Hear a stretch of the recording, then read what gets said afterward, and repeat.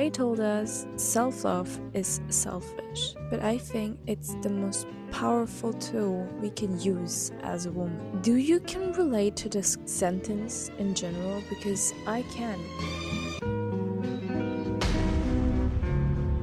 Hi, and welcome back to a new video. And today will be another girls' talk, yay! And yeah, so I guess let's start. I've been in my teenage years and I'm very serious about this topic because I was in a place where I was not loving myself. And let me tell you something, I really didn't love myself. I was a people pleaser.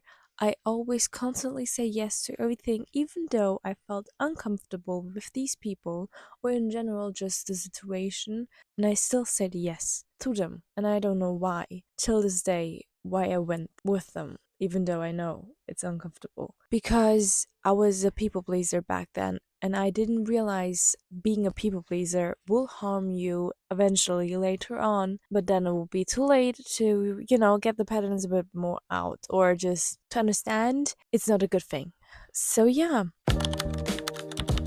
We're starting with the personal section now. I've been always kind of a type where I try to not have more attention or just not outshine any people to avoid conflicts. And now it's the opposite, obviously, but basically, I was always the shy little girl in a corner in the classroom wherever I go, and I always constantly thought to myself, being selfish or being just a moment self loving to yourself by saying no, I thought that that was pure egoism, and for some reason, it kept sucking. It stuck with me for a long time till I realized, from my opinion, a bit too late, that it is not okay to think like that because the more I thought for myself or the more I took action for myself, the more I developed the confidence that I have today. And giving you the self love, it is the precious thing you can do in earth because hear me out. I was a person who hated herself back in the days really hard. I was really, when I look in the mirror, I didn't like what I see. I didn't. I really hated. And not because people not only trying to tease me or did some stuff, not even that. It just in general, I had a little perspective of myself that couldn't fit into the picture that I could love myself. And for some reason, I didn't realize that this was not good for me because nobody just told me randomly, oh my god, that's not a good thing. I kept going and saying, I guess that's life. It isn't. I realized that a bit too late, like I said, and after I realized it, it was totally fine. It was okay because then I knew what kind of a steps I needed to take to overcome the situation of thinking it's egoism, thinking it's not okay, thinking in general that it's not fine to do things for yourself. After that, it changed it quickly because when I saw myself in the mirrors, I kind of adapt a sentence in my head like, you better love yourself. You better accept what you are. You better see what kind of a potential you can actually have or even have, but you can't see. That helped me overcome this mentality that I had back in the days because I couldn't jump. I couldn't take the risk and jump just in general because I was so stuck in this people pleasing and in general this mindset that I never believed in myself because I had so much self doubt. And that led me to not loving myself. And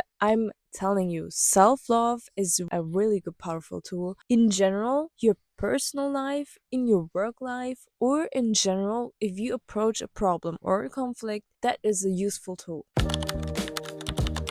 So yeah, after this personal thought, let's go to patterns. Why a lot of women are people pleasing is the reason it's not starting by the childhood or not actually starting by how the parents are raising the children or how my parents raised me. No, that's not the start. Because yes, you can relate or you can go back till your childhood where your parents give you some habits or just some, I don't know, sentence that stuck around to let you become the person that you are today. But you also kind of influence by your surrounding, by your friends, by your own choices of the role models you have in your life. It comes sometimes from there too. Looking for the bigger picture in every situation, it's different. That's totally clear. To clear those things out, it's okay to see sometimes not eye to eye in some aspects, because you say no, being self-doubting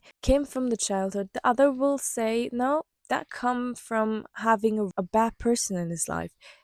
Everything is possible. The thing is to realize and see what kind of a situation you are and how to provide yourself with better options to get this bad or toxic pattern out, to get the better one in. So, people pleasing starts with patterns like we are getting rewarded by being nice, polite for, or just giving compliments.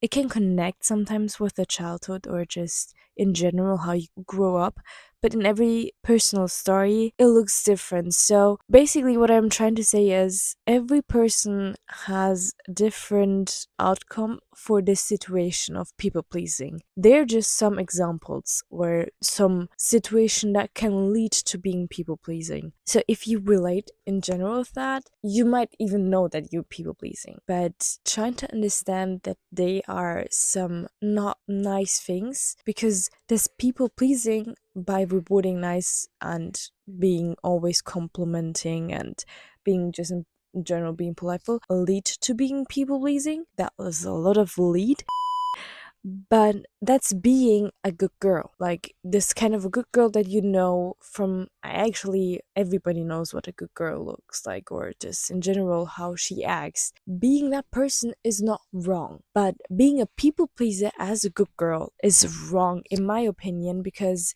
I feel like a lot of people can take even advantage of that. I've been took advantage of this situation being a people pleaser in general. People always come to me and tell me like, can you do that? Can you do this? And can you just, make this project for me? I don't have time. You don't realize maybe you didn't have time and still you said yes to the situation. And now you have a project to do for other person because you want to people please them.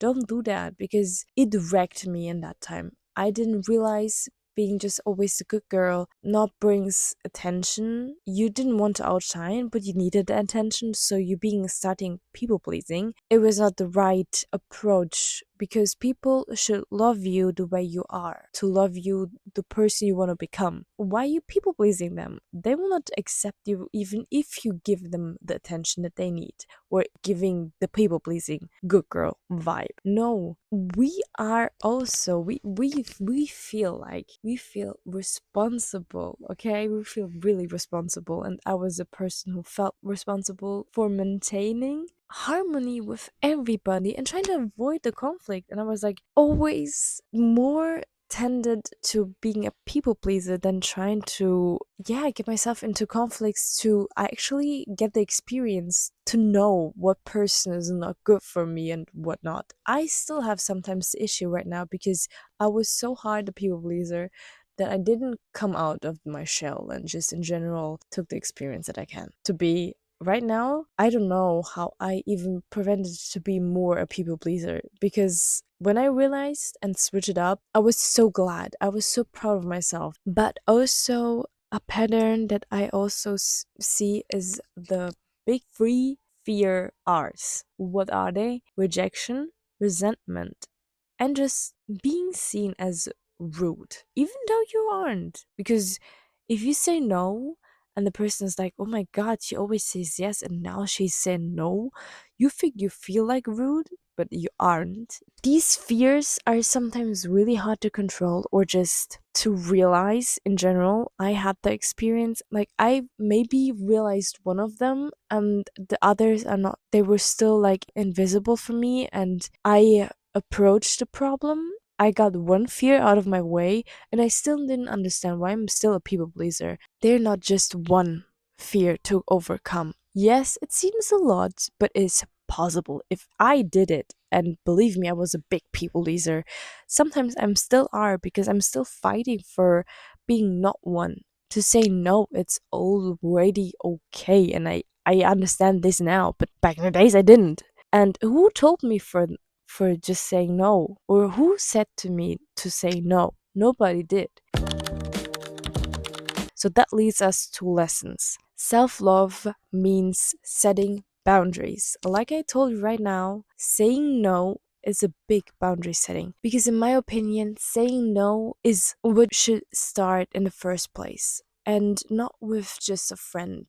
Set the boundaries for the person who you prioritize in your life the most. If it's your family, you sitting down and looking where you can put boundaries on, where you should put boundaries on. Prioritize the person you love the most, and setting boundaries for them is the hardest. It's the hardest to approach. And if you got that out of the way and accomplished that and setting boundaries, then you can go on in your list. I still have my issues, but the thing is, with those persons who I have issues with, I distance myself. Seeing and accepting the fact that sometimes you need to distance yourself just for your own good. Because this person will let you feel the same all over again. And even if you see the toxicness or just in general that he's using you for being a people pleaser, you will see that in other persons too. Met another person who's the same. You see the similarity, and I guarantee you will not go for it because you set the boundaries for not selling for a person like that ever again. You will understand that in this moment, the boundaries that you set and accepting and seeing, okay, how to more gain confidence and loving yourself and just in general protect your energy, the more you see that you will not in any circumstances will settle for a toxic person again. The only persons also who love themselves or start loving or accepting themselves, they will see the truth. The truth, and you will feel more confidence, more approachable, knowing where to put your energy in. And let me tell you something, the situation can be even explained by a cup of water, okay? The person that you love the most, okay? You can pour the whole cup into them and you have still nothing for yourself. That's like the cup. You need to realize that you need to pour for yourself. Not pouring yourself water in your own cup means that you don't respect yourself in the first place, and that means you will not love yourself. If you start accepting, yes, some things you will not like about yourself, but do you like everything by the other persons? No. So yeah, and that leads us to the empowerment quote, the outro. The more you love yourself, the less you settle for less. And if you didn't understand this quote now, you better re-watch this video because in all those steps I explained right now, if you approach it not just like I said, please read more and trying to get more information, the more you understand and the more you approach this topic in general, you see that you will not settle for less. If you found yourself love, the self-worth in general, you'll see that you don't need to settle for less in general. You understand that you deserve more, that you don't deserve a toxic person. Please don't accept a toxic person because you think you just deserve them. You don't. So don't ever settle for less. That sounds for you sometimes egoism, but it isn't. It's just appreciating that you can accept that you deserve more. Would you say, no, I deserve less. I don't deserve a good guy? Would you say that? No. So, this empowerment quote, I hope you understand this. And if you don't, please get more information. I choose wisely with friends now. If I have them in my life, that's for a reason. To have friends where you know this person is good because I want to learn from that person this perspective, why not? And that was today's video. I hope you like it, and I hope I just brought you some, not sense, but just more information in general, because that topic sometimes is just, we talk a lot of actually people loving other people, but not as much as loving yourself. Next week will be my first week in college where I started my projects because I'm already behind of a lot of things. And I'm really trying to hope that I can take you with me alongside of all of those projects, being an industrial designer in general. And I hope I can, yeah, take along with other things that I do in my life. And hopefully I can even film footage. I don't know that quite right now, because I don't know how to, schedule that down. So, yes. Thank you for sticking around. Subscribe to the channel, leave a like, leave a comment. I hope you have a good week or have a good start for the next day or in general today, actually. I don't know. And yeah, bye bye.